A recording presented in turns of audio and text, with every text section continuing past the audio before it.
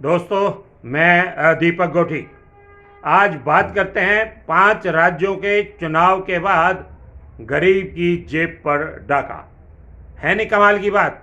चुनाव भारत के 5 राज्यों में पेलम पेल हो रही है प्रचार की।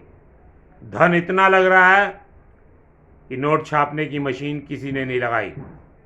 कहाँ से आ रहा है ये धन? कैसे लग रहा है? किसी ने सोचा?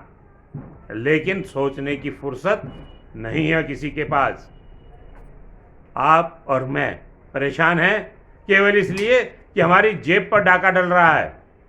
इन 5 राज्यों के चुनावों से पहले जब बात होती थी गृह खर्च की, तो आपको 90 रुपए से 100 रुपए लीटर सरसों का तेल मिलता था, जो आज 160 रुपए लीटर हो गया है।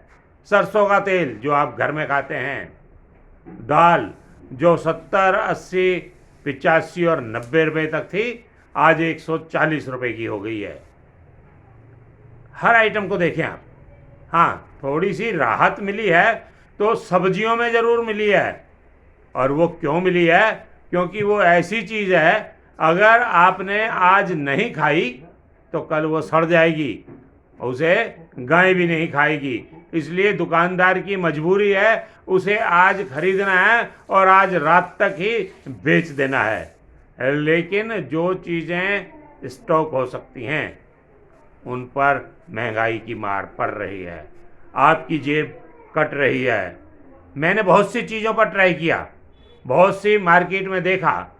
कपड़ा जो आप जीन्स पहनते हैं, जीन्स का कपड़ा जो 180 रुपये मीटर चल रहा था, आज 240 रुपये मीटर है। एक जीन्स का कपड़ा 60 रुपये महंगा हो गया, अर्थात जीन्स महंगी हो गई। शर्ट का कपड़ा 10 रुपये से लेकर 70 रुपये मीटर तक महंगा हो गया। मैं आपको एक एक आइटम तक लेके चल सकता हूँ, लेकिन मजबूरी क्या है कि हम आइटमों पर बात करते हैं, आप और मैं बात करते हैं। सरकार ने एक और कमाल किया। जिस दिन इन 5 राज्यों के चुनाव की घोषणा हुई, उससे पहले डीजल और पेट्रोल के दामों में आग लगी हुई थी। रोज बढ़ रहे थे, बढ़ते चले जा रहे थे। ऐसे बढ़ रहे थे जैसे हनुमान की पूछ। लंका जलाने से पहले हनुमान जी ने अपनी पूछ कितनी लंबी कर ली थी, लोगों के ज्ञान में रामलीला देखने के बाद आता है। बिल्कुल इसी तरह पेट्रोल के दामों में आग लग रही थी। लेकिन जैसे ही 5 राज्यों के चुनाव घोषित हुए, पेट्रोल और डीजल के दाम बढ़ना बंद हो गए। क्यों? सरकार की मिलीभगत है। क्या है? सरकार चाहती क्या है? जब जब जहां चाहें अपने लालच के लिए हम उसे मोड़ लेते हैं, जरूरत के अनुसार अपने आप को ढाल लेते हैं। पैकिंग का सामान एक ईपी रोल आया करता है, 1600 रुपये का आज से 1.5 महीना पहले बिकता था, आज 2560 का हो गया है। 1600 के 2560। ये जो गद्दे जिन पर आप सोते हैं, आपके बेड का गद्दा है, ये 2200 रुपये का जोड़ा हुआ करता था, आज 4000 रुपये का है। वैसे 40,000 रुपये तक और 1 लाख रुपये तक भी हैं, लेकिन गरीब के लिए जो 2200-2400 का बिकता था, वो 4000 रुपये से ऊपर हो गया है। कल मैंने एक और बात बताई थी रेलवे की आपको। रेलवे जो टिकट दिल्ली से गुड़गांव का 10 रुपये का होता था, आज वो 51 रुपये का हो गया है। 41 रुपये बढ़ गए हैं और शोर नहीं मचा। मंथली पास बंद हो गए हैं। जो मंथली पास रेलवे बनाता था, नहीं बनाता।